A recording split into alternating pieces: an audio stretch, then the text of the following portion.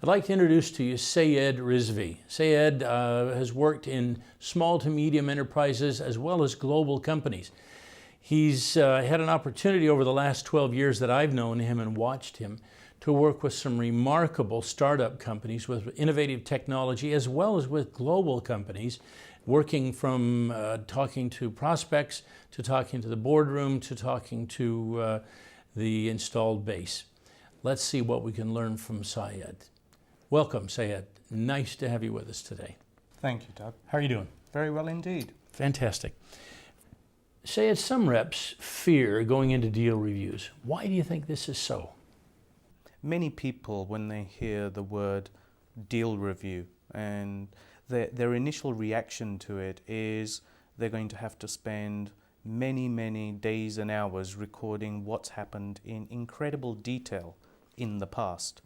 And categorically, that is not my objective in deal reviews.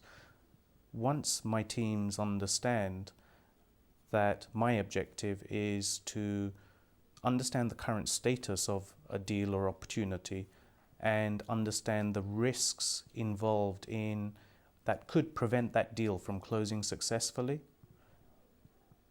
Once they understand that's my objective, to understand these things and then with them work out a plan to address those issues or minimize their impact at the very least, I've never had an issue with my team certainly wanting to participate and actively participate in deal reviews. On the other hand, some reps embrace the concept of deal reviews.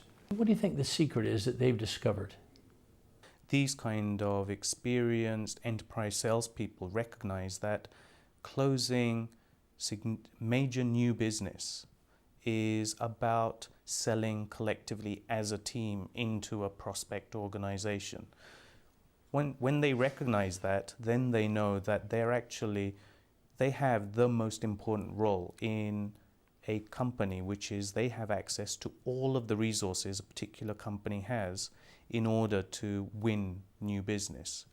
So a deal review in those circumstances very quickly becomes a way of sharing the current status of an opportunity and then collaboratively building a plan for successful execution with that prospect. Early on in the sales cycle, the objective of deal reviews is to basically gather appropriate information in order to qualify an opportunity effectively. And so deal reviews, in my experience, tend to be relatively short to achieve that objective. However, once a deal's qualified in, and particularly if the deal is complex and strategic, then the effort or the time that's required to do deal reviews effectively increases substantially, certainly to a point where you are trying to establish the right sales strategy and the right mode of quality engagement. Once that's been achieved, then I think deal reviews drop into a more of a review progress on a periodic basis. So in effect, it's almost a bell curve, like so, in my experience. What should be the objective of a deal review, and what's the benefit for you as a manager and the benefit for the rep? It's to understand the current status of an opportunity. Number two, to understand what are the risks involved in the risks involved to successful conclusion of that opportunity. Number three, understand where the engagement of the competition is occurring and why, and work out ways to neutralize or minimize their effectiveness.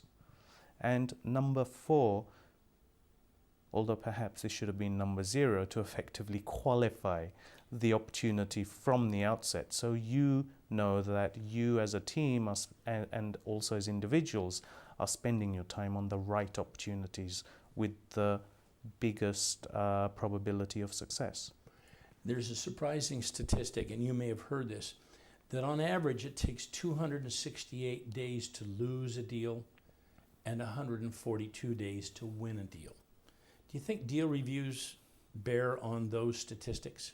Without question. I think early qualification and in fact consistent requalification as a deal progresses is a critical way of thinking not just as for salespeople, but as sales managers.